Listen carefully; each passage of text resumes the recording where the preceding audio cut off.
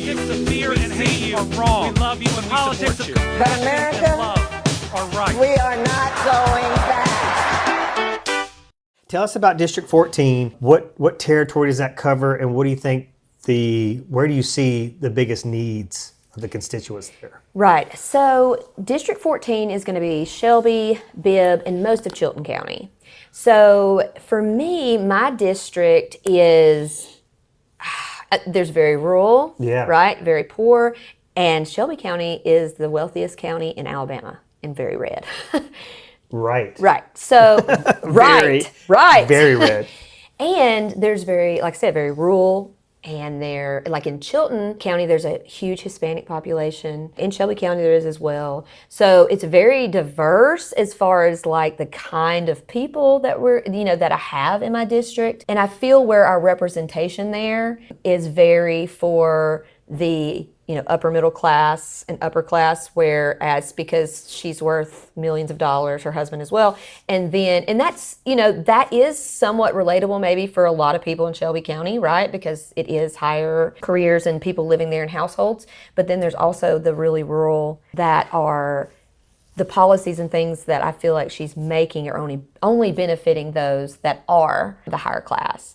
And I think that a lot of residents are not being represented in the way our Hispanic population, which is a huge topic for me. Yeah. I grew up in Fort Payne that also had a big Hispanic population. So I have always had a lot of really close Hispanic friends. Some of those Hispanic friends even live now down close to me in Pelham and in Alabaster. So yeah, immigration is huge, I think, going on in that area as well. Farmers are being affected in that area, which I never hear current representation talk about in our district at all. She that we have there now, my incumbent is going to be April Weaver. She currently holds the seat.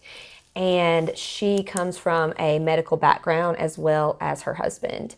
And I do think that there is a lot there she is focused on, which we need, right? But there's nowhere to have a baby in my district.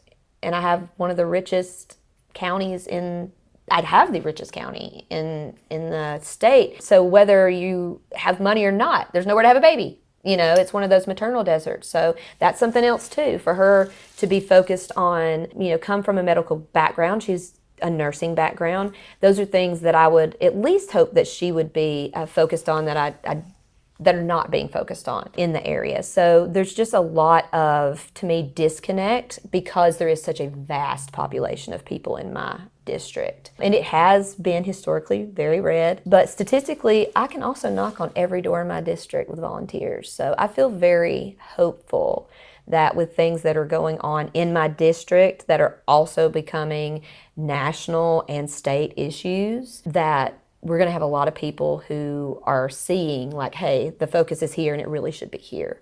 So those are the things that I'm hoping to focus on, because a lot of it's mimicking, like you said. I mean, you said to start district and go national, but we're talking about immigration, right? Yeah. And that all the way out. And so there's a lot of things that are echoing. Affordability, I hear that everywhere I go. Right. I've been to several barbershops. That's one of the things I'm doing, and that's in, rural areas, real red or, blue as well, whichever.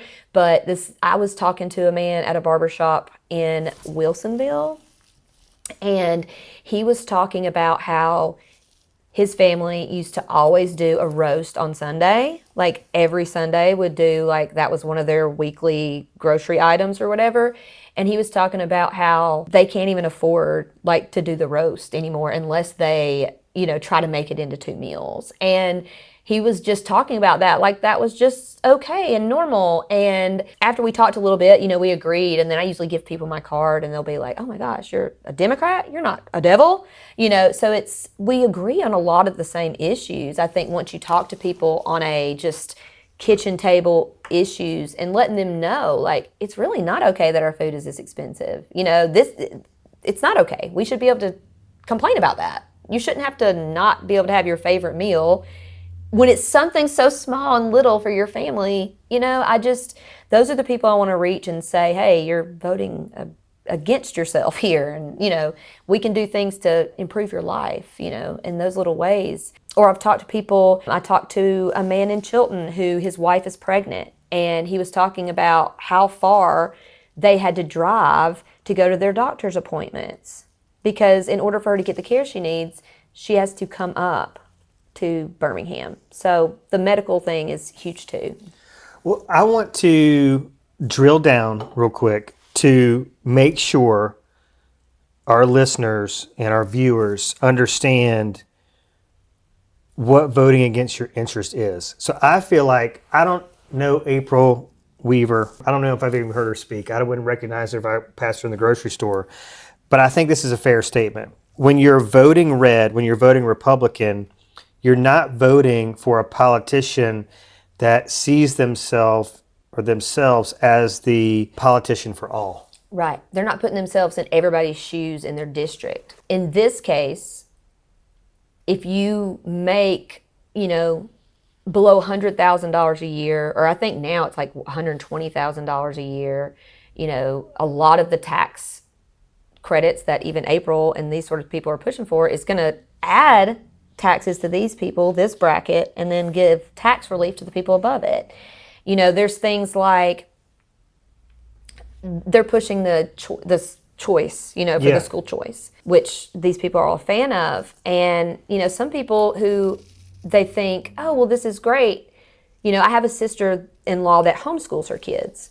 Now, I could even understand it for people who homeschool, things like that, or even if there was an income cap on it. But like the original one they've passed, like there wasn't an income cap on it. So realistically, Elon Musk could come live in our state and all 13 of his kids could go to school and he could get that credit back. We finally found somebody that has more kids than you. It's Elon Musk. That's it. But seriously, those are the sort of things that they're not thinking about, that when I say they're voting against their best interest, it's like, well, you're not even able to afford to send your kids to private school or anything like that. So you want the money to go to the public schools. These people that they're giving these tax credits back to, their kids are already in private school. Like, they can afford that. Yeah. And so they're taking money away from your kids in public school to give to these people who they would have already put their kids in private school. They're millionaires. They don't need a tax credit back. You know what I mean? So it's taken away from your school kids. And this is another thing too, I tell parents, a lot of parents who vote Republican in my area, I've talked to moms that have kids on IEP plans, right? All of these sorts of things that we need funding for, the Department of Education, right? Like those, without the Department of Education. What Department of Education? Exactly. And people like voting red and voting those sorts of things, they want to take away those resources that their kids need. And I'm like, you do real, but they don't. I think a lot of it is lack of awareness, because they don't look at all the issues that these people are, like what the underlying issues are. It's a lot to take in. Well, when you've never experienced it or even been exposed to it in your life, you cannot relate to it. And what I see is that any Republican that can relate to any of the issues we talk a lot about on our side, it's because it's suddenly affected them. Like their child has suddenly come out as gay and now they got to deal with it. Or, there's just something else that's happened that, maybe, one of the spouses, passes away due to cancer, and now they're a one-income family. Now they start feeling all the stuff that you've been feeling your whole life. And now they can relate. And then the light switch comes on. Now they go, oh, okay, I see what it's about now. But we're reaching a point where we can't keep going down this road, or we're going to reach a place of no return, in my opinion. That goes back to the empathy thing, and that goes back to only being around people like you, not putting, when you're around all different sorts of people and you learn about different people, you're able to see them as human just like you. Because I have friends who, like my sister, my older sister, my half-sister, her daughter is gay. And when they got married, she went to the wedding, but she still thought it was wrong, like sinful, against God. Yeah. And was still voting against her daughter's interest. And I eventually she's come to the point where it's like, oh, I see it, because now my daughter's having to deal with all these disadvantages and all this stuff.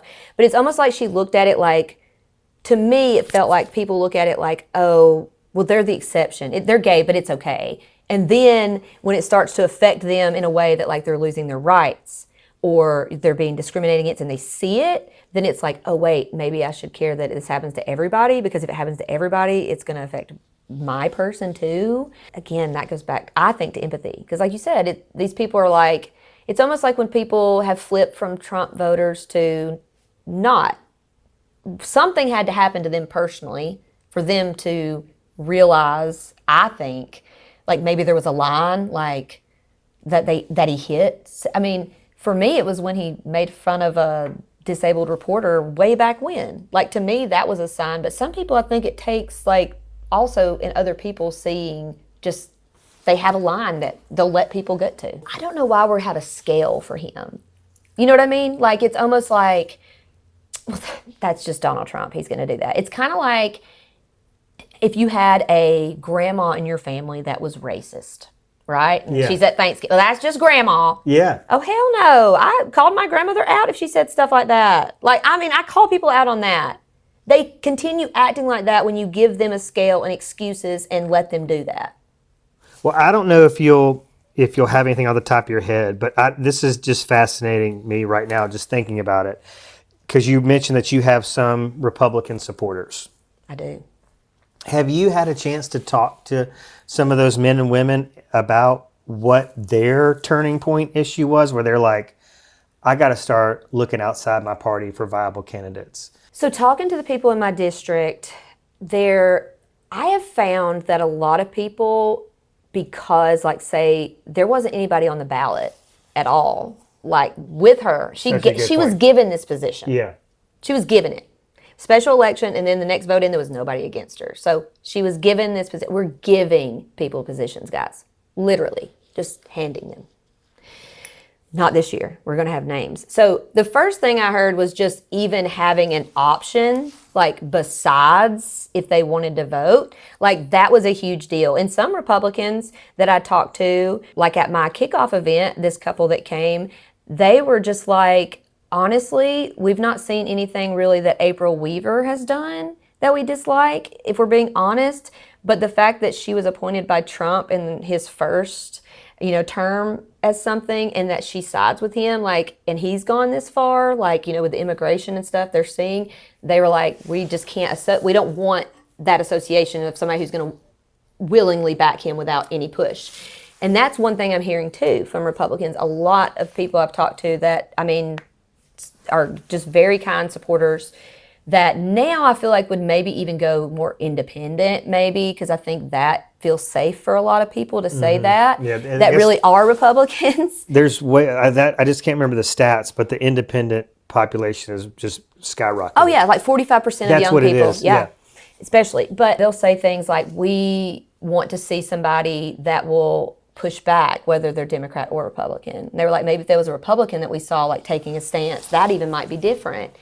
But, I think one of my slogans is not your daddy's Democrat, and it's going to come out on a t-shirt soon. And I don't know if anything comes to mind when you say that, but to me, what it means is I'm not just a loyalist to anybody, even the people I love. If I feel something is wrong, I'm not going to be disrespectful, but I am going to stand up and say, what about this and this? I just feel like it goes back to the title thing again. I think people just want somebody who is authentic, who will say, this is why we're doing this, and will listen to their constituents.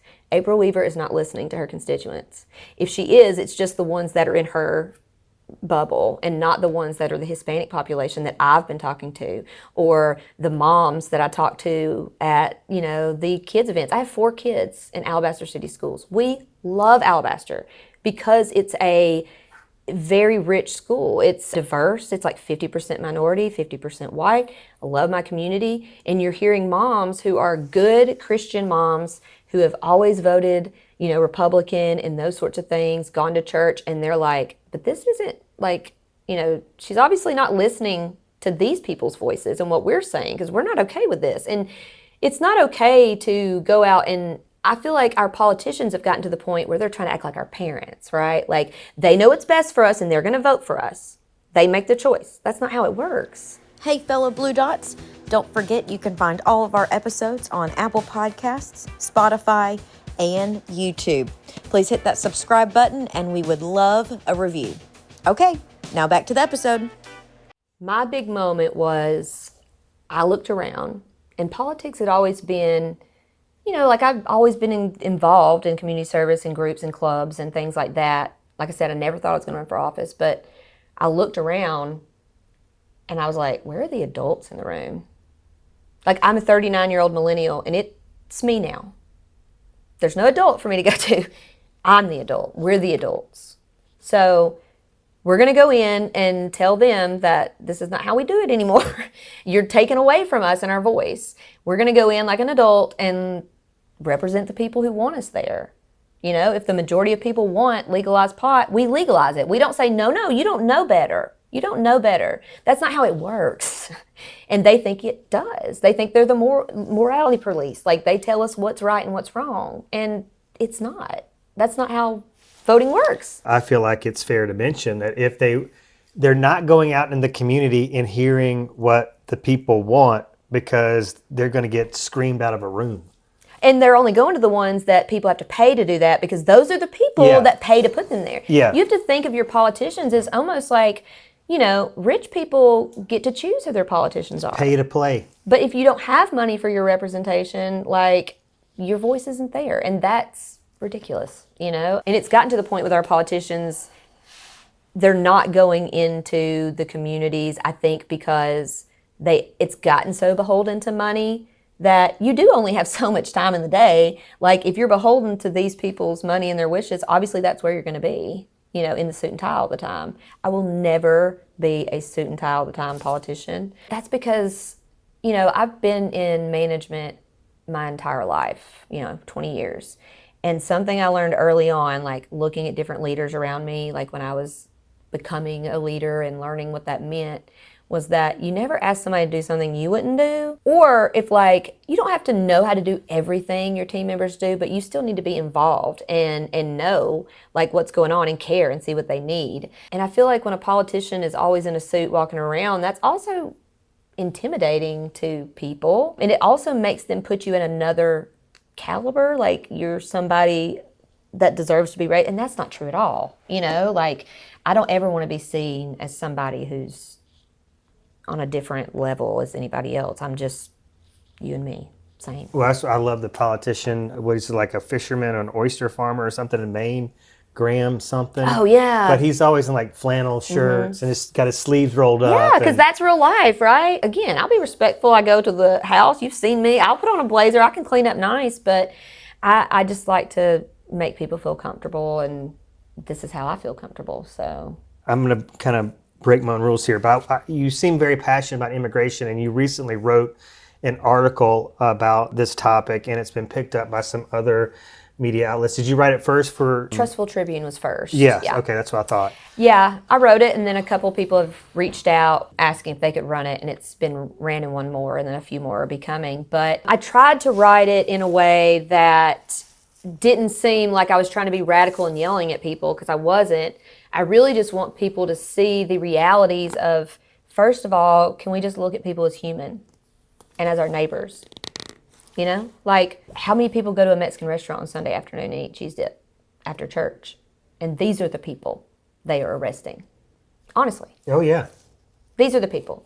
And some people that I know have been been there their whole lives, and I know they say you need to do it right, but I talk about it in the article that it's functioning as it should. It's supposed to be hard. They make it hard on purpose. And we could easily go and change it, and we don't. And they harp on fear of immigrants, and that's not true, and that they're taking from the government. But, I've seen a lot of statistics on this, and a lot of people, try. I don't know why people think that if they just turn their head and say they don't believe something, it's not true. Mm-hmm. But that's not really how it works. But I looked at something that said recently, just estimated that, maybe next year that without immigrants, the tax and stuff not donation, but that comes to Alabama from the immigrant population, whether that's through payroll tax or through property tax from renting or whatever, it could cost the economy like $500 million or something, close to that, if this were to keep going, the ICE raids and all this stuff. And it would cost over $1.5 billion to like do this. That means to pay people, the ICE, to come and get people and round them up and house them and fly them home, and we're not even going to be treating them well. So it's like, and these are obviously just, stats looking at how much money we get from our immigrant population. I mean, think about that. Like you would be spending massive amounts more to get rid of these people who are good people. Take the criminals, take all the criminals if you want. I'm not against taking criminals, but like it's not a criminal offense to be here. It's just not. Well, that's what they love to lean on that. It's like, well, that's why they call it illegal alien. What about free will to move around? What about free will? Where did that go? You're lucky because you were born here, I guess, but it's like it's literally the luck of the draw. You didn't choose to be here, and Well, let's talk about common sense for a second. Okay. So it's common sense to me that these people wouldn't come here in droves if there wasn't opportunities for them. Well, they wouldn't be here, right? They would go somewhere else. So, like when people say, "Oh, they're taking our jobs, they're doing this," no, they're taking jobs you don't want to do. Exactly. What jobs? I want them to show me what jobs. I really do. Well, if that was the case, there wouldn't be construction projects that are just shut down. Mm-hmm. There wouldn't be businesses going out of business, small businesses going out of business. Yeah. I also have a problem with people because I don't know about you, but I know for me, I knew where we were going. I knew we were going to be here. I've known it for a long time. A lot of these people are like, I thought that was just him bloviating. I thought that was just bluster. I thought that was just his bravado. But man, it's some scary shit. Yeah. I personally have been, you seem like you're a very hopeful person. Somebody asked me that the other day. I am a very hopeful person, but it's because of how I surround myself. If I stay home and just read news and that's all, I get very down like everybody else. Well, after the 2024 election, we started this podcast in a friend's basement, and we just had friends come over, fellow realtors at first. That's all we could get, And we were talking a lot about where we thought this was going to go, and they were so doomsday. And I was like, there's no freaking way. There's no freaking way. And then when Renee Good got shot in the face, I was like, oh shit, are they right? Are we going full authoritarian here? Where do you think we're going to go with this? Where do you think this is going to end up? So the hope thing. I am hopeful because the last year I have spent every moment I can going to events with other Democratic candidates, going to Democratic Party, and not just that, DSA events, community events. I volunteer like a couple different places, Pathways downtown in Birmingham, the women's shelter. I teach an art class there once a month, and I've been doing stuff with them for like 10 years. It's one of those things where it's like these women you have to connect yourself with people too that are like in those bad stages. I don't know, but I feel like surrounding myself with people, even that have so little, to the people that we are just trying to fight to save democracy together. All that together keeps me hopeful because I see the good. I see the good in all these people. And they want good things for us. And you can't tell me, I see more and more of it. People have sent me messages. It's really hard. I've always said it's really hard to be me for a long time, not because, I got a lot of hate and a lot of things, but I got a lot of silent support. For years, 10 years or more online, I've been speaking out against stuff like this and would get silent support. I finally am starting to get support out loud, and so that shows me I got that silent support for so long. It's there. But I've been planting seeds. These seeds have got to hurry up. We need people with fertilizer. We need people to get in here. We need help. But they're there. people are there, and there's people that do not feel hope. And that's the 40% of people who didn't vote in Alabama. That's the people who my dentist isn't even registered to vote in Alabama because they did not feel hope. You have to surround yourself with people that also see the good that can come. And I am not a toxic positivity person. You just can't focus on all the crap. But at some point you do have to say, this sucks, and we have to fix it. Well, what are your hot button issues? Like, you get elected, you get down to Montgomery, what are you going to be fighting for first? Medicaid expansion is my number one. I told you earlier, I got cervical cancer at 22. Most kids can be on their parents' insurance to 26. So for me, a minimum of getting young adults on Medicaid expansion, like that is a huge focus. I would love to have it. A lot of people think Medicaid expansion, is a bad thing because it's free insurance. I'm like, no, it's just opening up the parameters for people, or like college kids, they need to be on stuff like that too, So Medicaid expansion is huge for me. I think when we looked at a blueprint for it, it would automatically like open it up to like even just allowing kids, low-income kids, to stay on it till 21 or something like that would put like 200,000 people on health insurance that are without it right now. Because think about it, a 20-year-old kid, maybe he works at Lowe's full-time, he can't afford health insurance, So I want to expand Medicaid, obviously for personal convictions, Right. but because it would really be good for our state. And we're one of only 10 states that haven't expanded our Medicaid or all kids programs and things like that. So it shows that it helps in other states. So I think that we need to do that for one. Maternal health care kind of goes along with that, with our deserts, our healthcare deserts. I want to get really involved with midwives and midwifery and all those sorts of things and helping them get more access. Because I think that would bring an answer to those deserts, right? Another thing is affordability. Obviously, everybody's dealing with not being able to afford things right now. So I want to work with other legislature people we've been talking in even just like a lot of the different panels I've gone on, just hearing people talk about, what if we revisit like taking away grocery tax? Like things like that it's like maybe we haven't talked about in a long time, but they would be simple things maybe we could bring in to try to help, even if it's not a full removal, maybe just on fresh fruits and vegetables or, Right.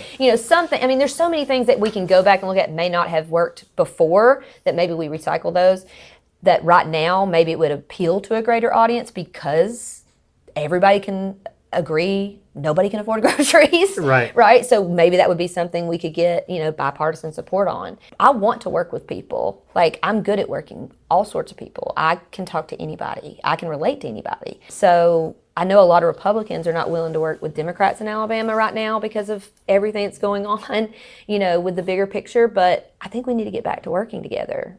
And it starts from there, So affordability, Medicaid expansion. Eventually, I'd like to look at VA benefits and things like that. That's and close to home too. very close to home. And then mental health has always been very close to my heart. But I think Medicaid expansion will also help with mental health and things like that, of young adults, getting them into things to help them further in life. I think getting into therapy and things like that early on in life can just be so beneficial, because childhood is the most influential on you, right? And so if you need help after that, to get on your feet, that's a good place to start and have that medical care that a lot of people don't, and get in to see a therapist or even a doctor, Yeah.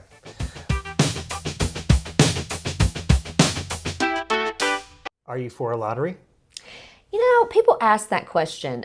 I don't know how I feel about it right now. Like, I just feel like I've been focused on other things, but I feel like if people vote on it and that's what they want, like, I don't necessarily play the lottery, but I don't like that people go to Georgia and Tennessee and Florida and spend their money when it could be here. So it's definitely something that I would be willing to learn more about and talk about. Some people see it, obviously as a negative, but I think anything that brings revenue back home and money back home is good. Well, it sounds like to me, when these issues come up and when these bills are up for a vote, like, you're going to go, I could see you going on social media and go, hey, I want to know feedback. Send me the DMs. How do you want me voting on this? I want to talk to the people, and I would also look at other states and what the pros and cons of what they've had. That's who I am. I hear something, I Google it, I want to learn more about it. That's just who I am naturally. I also think that when they make these bring this stuff before the Senate and vote on these things, it's like, why don't we talk to professionals more than we do? You know, like certain things doctors need to make the decisions on, not lawmakers that are, you know, no offense, but realtors before they come up there or something, you know, or me in customer service. I'm not a doctor, you know. So I want to know, I want to be educated in the choice I'm making and not just emotional response or just a on the sidelines response, you know. Yeah, I love that. I think, I mean, that's what it should be. We've got people that are voting the way they were raised, or Exactly. you know, the way they were raised to think about things, their worldview, and it's like that's not how this is supposed to work. Yeah. What's making you like unhinged right now? Where you're like, I got to make a TikTok about this. I've got to vent about this. Oh my gosh. Okay, so I keep a list of topics. Like, seriously, I don't want to give away some of them, but one of them I've been thinking about, like, just been driving me insane, is Trump's like mental decline. Like, he called Greenland Iceland 4 times yesterday. Yeah, and it was, from what I heard or saw in the interviews, it was not good. It was just rambling Embarrassing, bullshit. yeah. Like, it was so, like, that's my thing, is like, the mental decline is something to me, because my biggest thing is how they like sleepy Joe Biden and all this stuff. And then Trump is literally sleeping, and it's again a curve. It's like, it's because it's Trump, it's okay. No, we need to hold people to the same caliber. And like, I just don't understand how they can just keep justifying and justifying and justifying what's happening. Well, can I jump in real quick? Yes, please. Okay, so I was watching a debate on like a political panel last night about this, and the Democratic side was like, this is a total mess. Like, there were strategic things about Greenland that were very justified in what Trump was trying to do. And it's like, there are so many Democrats that, I mean, do you know any Democrats that want the rapists and the murderers here? No. We want them all out. It's the way we're going about everything. Yeah. It's the tactics we're using. I mean, to threaten a sovereign nation, to even bring up military force, to the Democratic side of this panel is asinine. It's the bully aspect of it. Yeah. And they say, you know, peace through strength. What about peace through communication? What about peace through negotiation and talking and like respect? Like, strength to them is like beating your kid and to make them listen. I don't understand what the press is like that, like why they think that's going to do anything. I think their mentality, you know, and he also said in the interview that sometimes you need a dictator. Oh, I know. I was blown away by that. Sometimes he's like, you I'm a need dictator when I have to be, is basically the point. They're thinking that because they're right, and that they're justified in these actions. Like, if we don't do it, it's not going to get done. Like, we have to do it this way. This is the only way to do it. I'm like, I don't care if you want to do it that way. That's not how our government works. It's totally disrespectful to, why do we even have a Congress? Why do we even have these people? Eventually, they're probably going to get rid of them if they keep staying, you know, in this trajectory. I don't think we're going to get to that, to go back to your thing earlier. I don't. I think there's enough people, hopefully, standing up and realizing, like, okay, well, I can't just be quiet about this anymore. It does matter that I need to vote and change things. But I do think things are going to have to get worse before they get better. Because again, 2020, people couldn't go without toilet paper. I don't know that they're uncomfortable enough yet. And that sounds awful, because some people are. There's some people without running water in Alabama. But I think for us, obviously, we're allowing, like, I look at the news and it's like, we watch I try not to watch all of the speeches of Trump, because it literally, to me, is almost like disrespectful in the fact that, like, do you think I'm stupid enough that it's okay that we're talked to like this? Like, that's so disrespectful for you to think I'm ignorant enough to fall for this, because you know it's bullshit. Do you really think all of us are ignorant enough to fall for that? What really fired me up last night is when the Republican got his chance. You know, the Democrats on this panel like brought up all the things that he said in his speech, all the actions and words he used leading up to a big international meeting, and made a great case of this of why and how this is not leadership. This is not American leadership. This is such a departure from who we are as a nation and how we have led the world. But he said that this was this fired me up. He was like, he knew that what Trump was saying about the military action was bluster. He's like, we're selling arms to these countries. We're selling arms to Denmark. We're not gonna, sell them a bunch of Tomahawk missiles and then go to war with them. Yeah. And that Trump is the only president who's been able to get NATO to step up and pay their fair share. It's never been done before. And because that was such a big deal, that we need to look past all this other shit.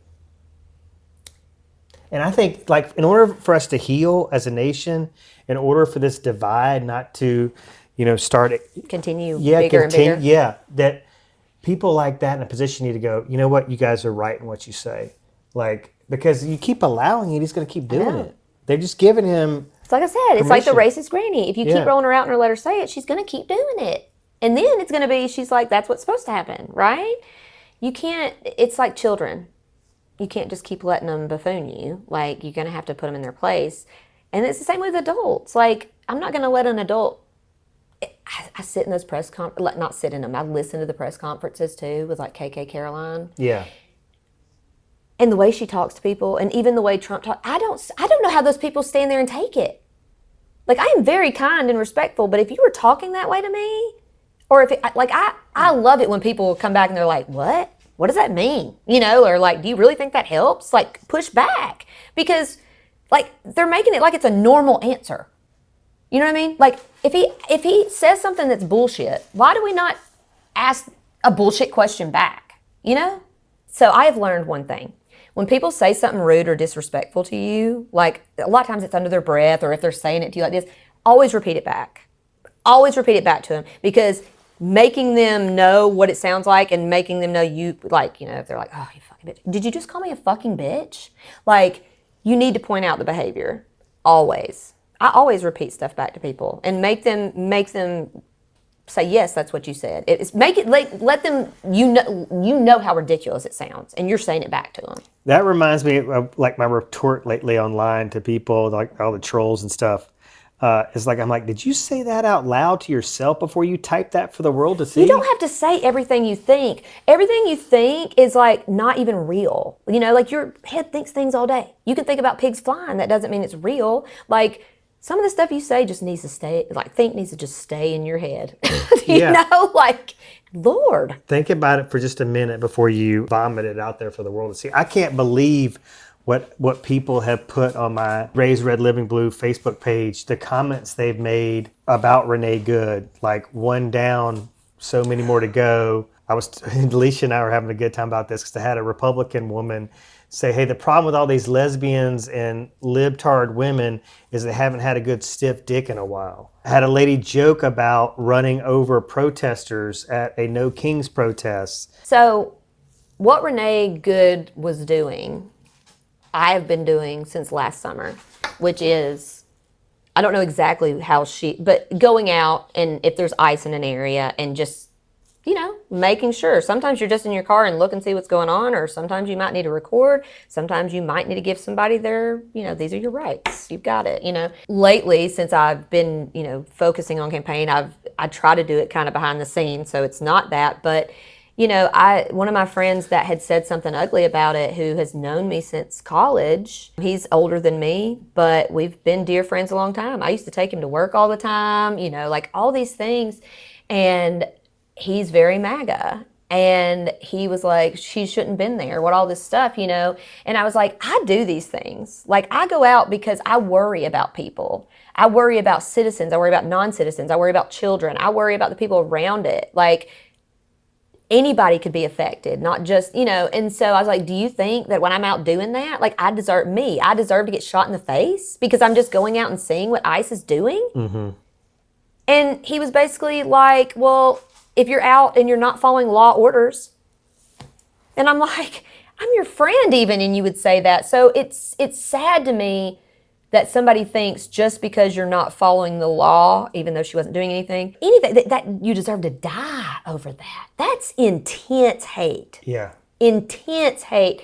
I mean, I don't ever want to be responsible for knowing, being whether somebody lives or dies. Like, that's just, I don't want to have to make that call on anybody. And the fact that somebody could do it so easily with no remorse, like any woman that has been in an abusive relationship, the way that man, if you watch that video of Jonathan Good, you can tell he's getting demasculated and he's not liking that these women, and she didn't do it, talking back to him, whatever, he's getting frustrated. And then that's what they do. They blame the victim. I wouldn't have hit you if you wouldn't have said that.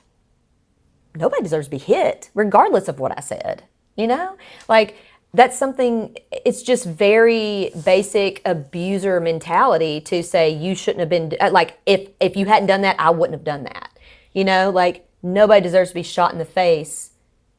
Even if she did move her card forward and was trying to go forward, they're attacking her. You know what I mean? Like, I just don't get the logic of the other side, because they're all, don't tread on me and don't do all this stuff. They're pro-life. They have guns, so that way, right. You're not pro-life, you're pro-birth. You're not pro-life. They just don't want, don't get me started on that one.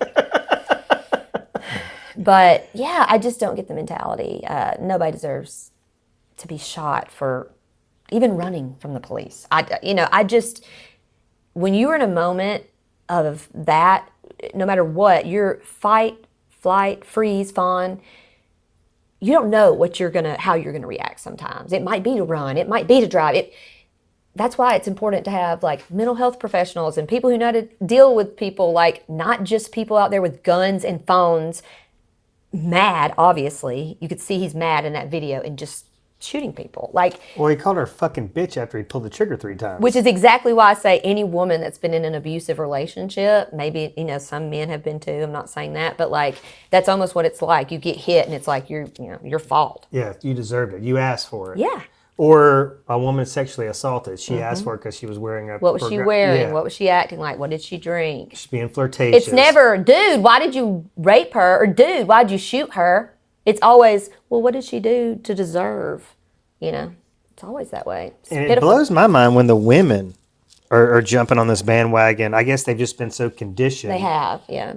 I heard this one time in college, and it was, women are only as liberal as the men in their life allow them to be. Ooh, that's good. And you would think, like, well, what's that? Well, if a man makes you feel like you're equal to him, if a man encourages you to be, those sorts of things, you're going to be more open, right? Like if you marry a man who doesn't want you to work, like you're always going to feel like you don't have to work. So, I mean, and that's like a whole family thing. Like if you grew up in that environment, how many very conservative college girls are there that eventually become very liberal women? And it's because they've gone and they've gotten out of that bubble of like the men in their life that were just conservative or, not letting them be liberal. Or if they're liberal in college and they may marry a very conservative man, Right. and now they're suddenly MAGA. Hey, fellow Blue Dots, we would love for you to connect with us on social media.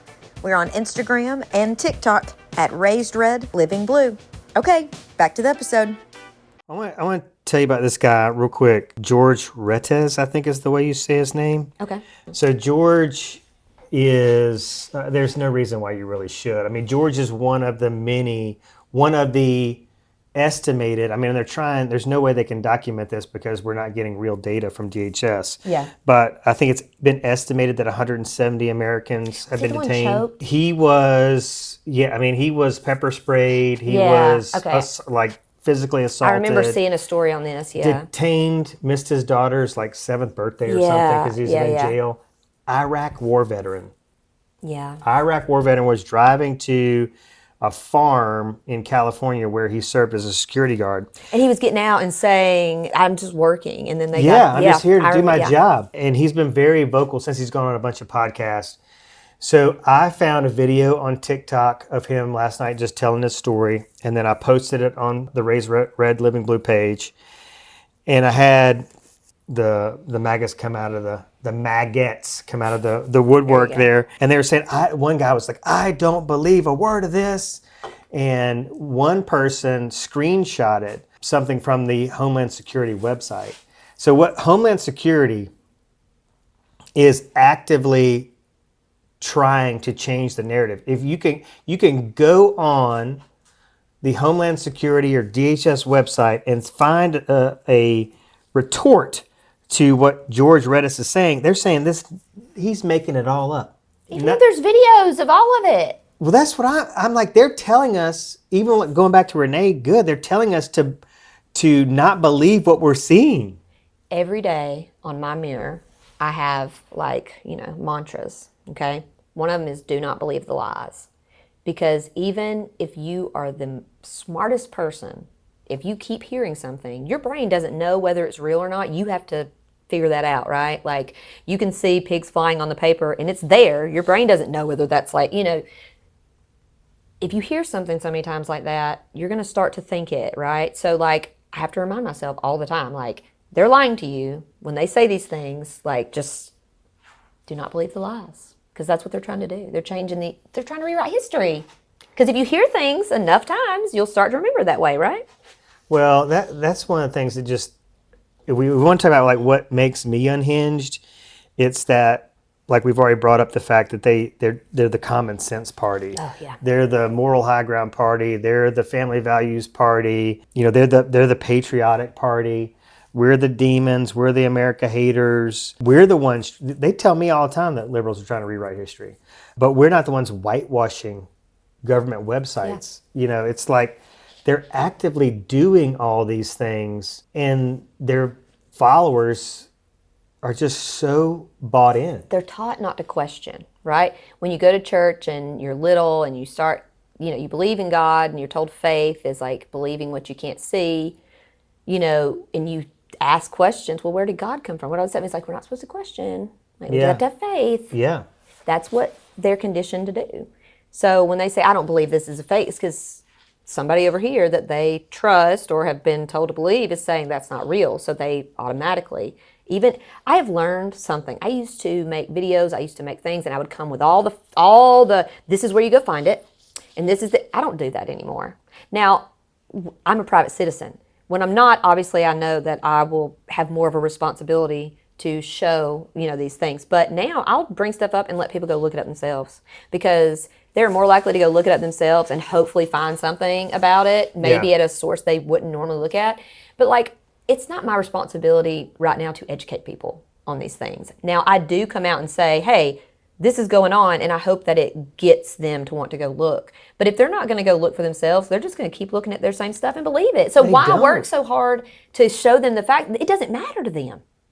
It does not matter to them if you give them, because they don't believe the facts. You can have all the resources and everything quoted and show them a video, and they won't believe you. If they don't want to think outside of that, they're never going to.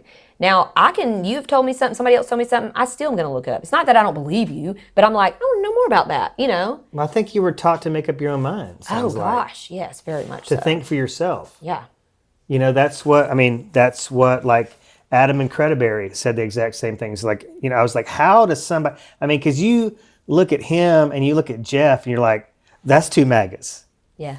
When they open their mouth, like, oh, you're MAGA. But they're the furthest thing from it. And you ask them, how is this possible? Mm-hmm. How do you sound like that? And then speak about social justice. They're like, well, my mama raised me to think for myself. Yeah. Well, also, I was raised, WWJD, what would Jesus do? Just be a kind human. There's so many reasons to dislike somebody besides their skin color. All these things were always right. told to me. And so I think when you come from that kind of environment where community meant a lot, your family was other people, you're like, isn't this what we're supposed to be doing? Taking care of each other? So it just seems more like, this is what we're supposed to do, not, But yeah, there are a lot more people, though, I truly, and this is why I have hope, truly, I think, coming around than we realize even, that are scared to come around. And that's why my voice, I've always tried not to fear sharing it and speaking up, because there's so many people that need that and just can't. Well, I love what Leisha did, because helping me understand she wanted to do, the theme of her podcast was about Southern white women voting against their interests. And she made up a very good point. She's like, or her feeling is that a lot of women understand in the South, if they speak out or if they question something like you just mentioned, that there's going to be repercussions. There is. There's going to be consequences. It's going to disrupt their marriage. It's going to, You be quiet for safety and for security And she works with a lot of not black rocking the women. boat. She works with a lot of black Yeah. women who have, generationally grown up with that kind of like, I guess you maybe call it street smarts. Yeah. And she's like, yeah, that's what Southern women on their level, they're doing the same exact thing that these black women have done for generations. Yeah. Is they know how to walk the line, and it's really, really sad. Do you think you and April Weaver, are y'all going to have a debate? I don't know. You want to challenge her to a debate right now? I don't know if challenge is the word. I would love to have a debate. I would love to even just have a conversation. I think a lot of the reason, again, that I've heard that people are excited about me is one, to have options, because everybody wants options, right? You don't want to just be like, here's the vanilla and that's all you get. Well, shout out to Tabitha Eisner, who is practicing what she preaches. Right? And now running for office. I know. She's great. She's one of the very first people that I met when I decided to run for office. And she sent me this thing, was like, here's your 10 steps. And I mean, just literally how I could get started. Because I knew That's nothing, adorable. But yeah, we just need more progressive women, men out there who are willing to look across the board and not just with what they were raised in. Well, I wish I knew the exact number of candidates I've interviewed. I can honestly say it's a lot. I can honestly say that there hasn't been a Democratic candidate for any position that's come on this podcast that hasn't had a really good reason for running. Yeah. Something has happened to them. They're affected. I interviewed this young man who's running for office in Huntsville. He's a gay man. Of course, that gives him a lot of reason. Is that Landon? Yeah. I love Landon. Such a good soul. Yes. Love him. Sweet, But, sweet. his partner had to go to the emergency room for something, and they were looking at $8,000 it started out like $16,000 Oh, gosh. in medical debt. They didn't know how they're going to pay for it. And then he talked about on the podcast, they just challenged it. Yeah. And then all of a sudden it went from 16,000 to 8,000. Oh, yeah. And then they're like, oh, if you just pay $2,500, it'll go away. And he's like, well, what about the people that are not white that just feel They don't like know how to challenge it either. They don't know if they can. They don't know that can happen. He's like, this would ruin our life. If we didn't fight back against this bill, it would have ruined our lives. It financially would have ruined us. Yeah. So it's a happens scary to people thing. all the time. Well, I also want to encourage people to start by, I think, maybe just following these people on social media, Yeah. but get to know the Democratic candidates in the state of Alabama, because what a stacked freaking bench. Every candidate I've met has had something, their reason for running is deep in their heart. Yeah. Okay? These people, they have a heart they love Alabama. Whew, I love Alabama. They love people. Yes, love people. They're very compassionate, empathetic. They're going to Washington or they're going to Montgomery to affect change. And they want to be, this is very important, they want to be the politician for all of their constituents, not just the rich white ones or not just the poor black ones or not just the gay ones. It's all of them. Yeah. And they also, I was doing what I called like a listening tour, starting out my campaign. I think I stole that terminology from Dakari. Yeah. Another amazing human. He's such a bud of mine. He's just a great human. But I went to Lawrence County, and I've done some different things with them just because I'm part of the Shelby Democrats and on the executive committee there. So I just do a lot of different stuff with different county parties. But I went up there and just had like a roundtable discussion. And obviously it was very interesting to, sit down with them. And I'd seen most of these members like at events, but just to sit down and talk and tell them my story. And most of these people are, African American, most of them were over 55, 50 to at least 50, and how they could relate to my story. And then, but one of the questions was like, Mandie, we know you, but like, people come and talk to us and want our vote, and then they forget about us. Like, we know you're somebody who's not going to do that because you're going to stay grounded and you're going to, continue those relationships.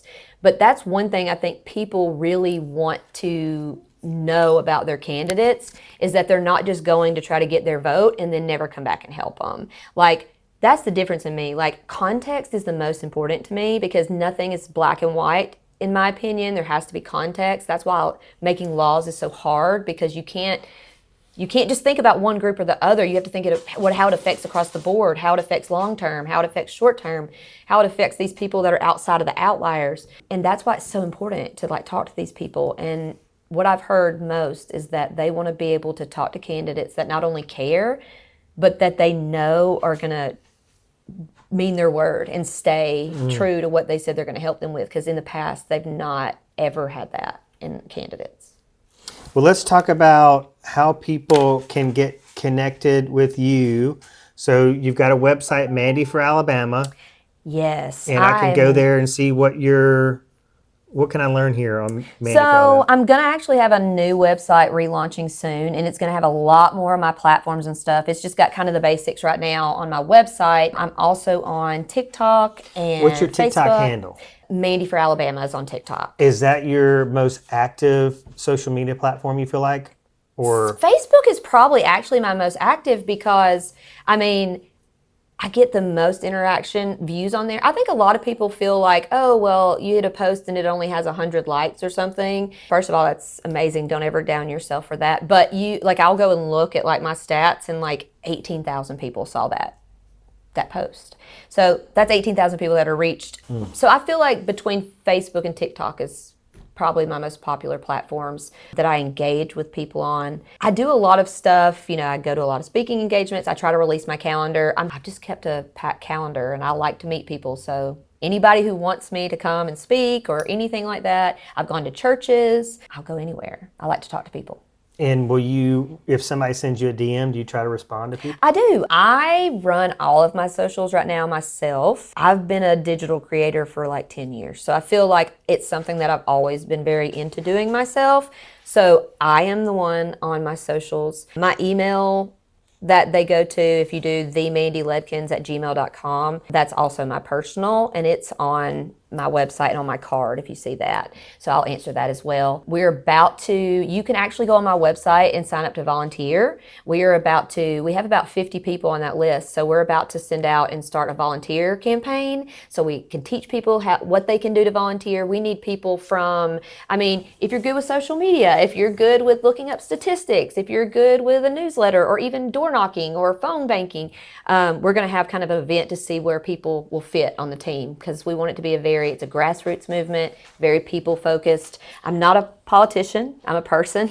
So that's what I want, people around me that can help strengthen the campaign and what we're going for, because I may be the face, but it's a movement, Mandie for Alabama, and I want to bring people along with me.